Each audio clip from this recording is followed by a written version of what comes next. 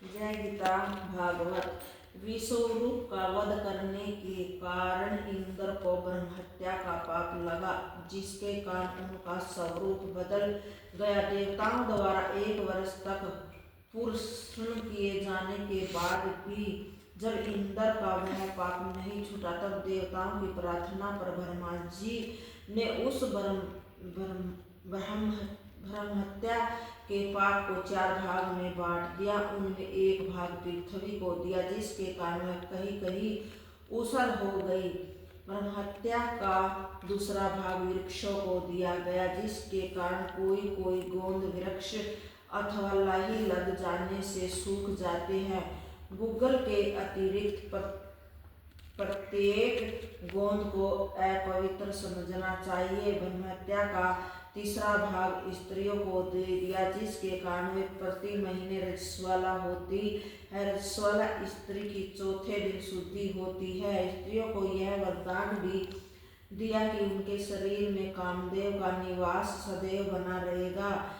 ब्रह्महत्या का चौथा भाग जल को दिया, जिसके कारण पानी पर फेन तथा बुलबुले उठते हैं। इस प्रकार उस ब्रह्महत्या के 4 स्थानों पर बट जाने पर इंद्र शुद्ध हो गया और आनंद पूर्वक राज्य करने लगा। हे परीक्षित, जब त्वष्टा ने अपने पुत्र विश्वरूपा के मरे जाने का हाल सुना, तो उसने अत्यंत क्रुद्ध होकर ऐसा मंत्र पढ़कर हवन किया, जिससे इंद्र को मारने वाले एक पुरुष की उत्पत्ति हो।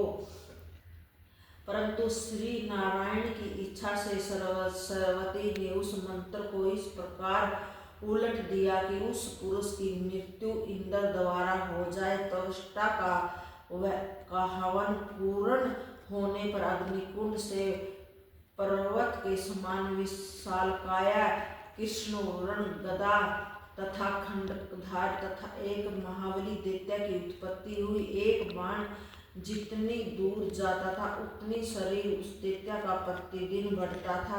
तब अतः त्वष्टा ने उसका नाम विस्त्रासुर रखा तथा उसे यह आज्ञा दी कि इंद्र ने तेरे भाई विश्वरूप का वध किया है, तू इंद्र को मारकर अपने भाई का बदला ले। त्वष्टा के मुख से यह वचन सुनकर विस्त्रासुर पल भर में ही इंद्र के पास जा पहुंचा तथा उसे युद्ध करने के लिए ललकारने लगा।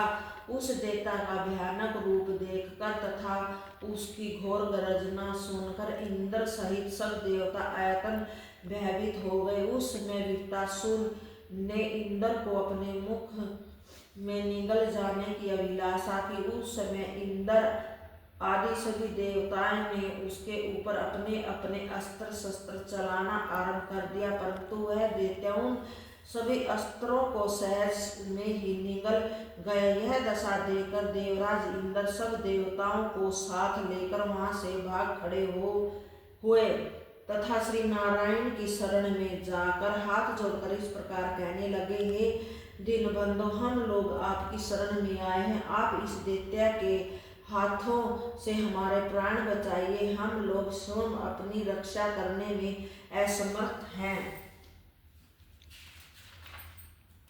हे परीक्षित, इंद्र आदि देवताओं द्वारा इस प्रकार स्तुति किए जाने पर श्री नारायण ने उन्हें अपना भगत जानकर अपने 16 पारदर्शों सहित चतुर्भुजी स्वरूप से दर्शन दिए। उस समय भगवान त्रिलोकीनाथ को देखते ही इंद्र आदि देवताओं ने इस प्रकार स्तुति करनी आरंभ की कि हे त्रिभुवनपति, आप यज्ञ रूप हैं, अतः हम आपको नमस्कार करते हैं। वेद तथा शास्त्र आपकी स्वांश से उत्पन्न होने पर भी आपके आदि तथा अंत को नहीं जान पाए, इसलिए हम आपको नमस्कार करते हैं। हे प्रभु, महान योगियों तथा परमहंसों के हृदय में आपके चरण कमल 8 पहर निवास करते हैं, अतः हम सब भी आपके उन पवित्र चरण कमलों में दंडवत करते हैं। जय गीता भागवत।